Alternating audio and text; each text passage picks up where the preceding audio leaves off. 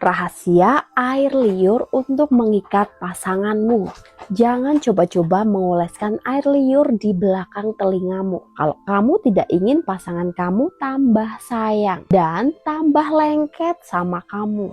Tahu nggak rahasia mengoleskan air liur di belakang telinga?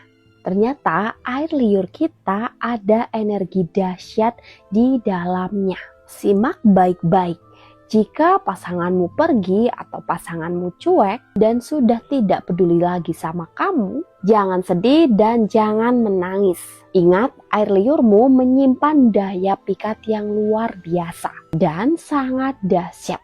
Caranya, kamu bisa lakukan ini di malam hari. Sebelum kamu tidur, duduklah di tepi kasur tempat tidur. Kemudian pejamkan matamu. Kamu ingat-ingat, kamu bayangkan wajah pasangan kamu. Kemudian basahi ibu jari kamu dengan air liur kamu. Kemudian oleskan memutar di belakang telinga kirimu. Kemudian ucapkan namanya dan katakan seperti ini. Misalkan nama pasangan kamu Andi. Ibu jari yang sudah kamu basahi dengan air liurmu tadi itu dibuat memutar di belakang telinga sambil katakan, "Hai Andi, kembalilah padaku, kembalilah padaku." Mulai detik ini, hatimu terkunci hanya untukku. Pikiranmu tertuju padaku. Rasa kasih dan sayangmu hanya untukku. Mulai saat ini, kamu akan semakin tertarik dan sayang padaku. Nah, kamu lakukan itu sebanyak 7 kali. Lalu kemudian, kuncilah energinya di dalam hatimu. Cara mengunci energi yaitu kamu harus merasakan dan percaya bahwa setelah kamu melakukan itu sudah terjadi dan kamu sudah menerimanya. Jangan ragu, bayangkan dia datang padamu dan dia sangat mencintai kamu dan rasakan perasaan itu di hatimu. Jangan lupa lakukan hal ini 7 hari berturut-turut setiap malam. Aku pernah mencobanya. Dan itu untuk suamiku. Jadi jangan pernah gunakan hal ini untuk memikat orang lain selain pasangan kalian. Silahkan kalian mau percaya atau tidak. Semoga berhasil. Istri-istri, kalian wajib dengarkan ini. Setiap nada keras yang keluar dari mulutmu, setiap teguran kasar yang kamu lempar kepada suamimu, itu justru tidak akan bisa membuat dia berubah. Suamimu itu sebenarnya dia tahu, Bunda, kalau dia salah. Dan dia juga sadar bahwa dia itu bukanlah manusia yang sempurna. Tapi caramu menasehati dia dengan emosi dan nada keras justru akan membuat suamimu menjadi lebih keras kepala dan bukan menjadi sadar. Karena apa? Karena setiap nada tinggi yang keluar dari ucapanmu itu justru membuat dia merasa bahwa dia itu suami yang gagal. Dan dia jadi merasa bahwa dia itu bukan suami yang baik buatmu. Dan pada saat seperti itu, suamimu justru akan memilih berhenti untuk mendengarkanmu, dan dia akan lebih mempertahankan egonya. Laki-laki itu tidak bisa direndahkan, tidak bisa ditantang dengan nada keras, hanya untuk supaya membuat dia sadar atas kesalahannya.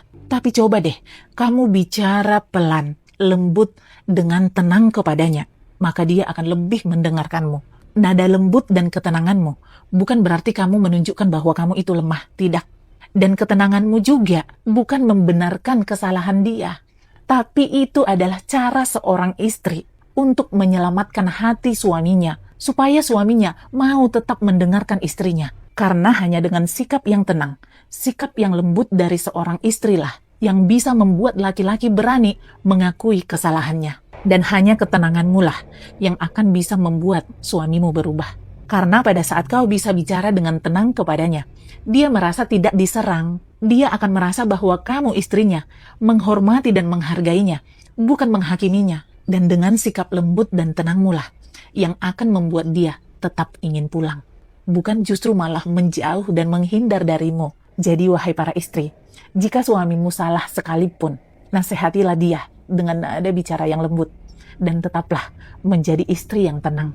Karena amarah dan emosimu bukan justru menyelesaikan masalah, tapi justru menambah masalah. Karena ketika kamu keras dan meninggikan nada suaramu kepada suamimu, itu justru tidak akan membuat dia sadar akan kesalahannya.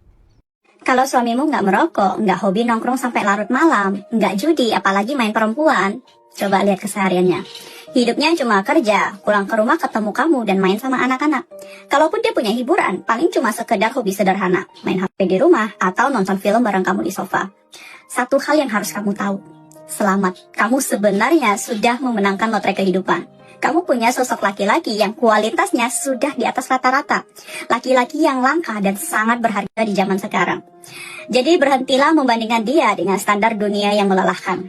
Karena memiliki pasangan yang tenang dan tahu jalan pulang adalah kemewahan nyata yang tidak semua wanita bisa miliki. Syukuri dia, karena di balik sosoknya yang mungkin terlihat biasa saja, dia adalah pelindung paling kokoh untuk duniamu. Ada orang baik tapi nggak berjilbab ustazah. Tapi ada orang berjilbab dia nggak baik.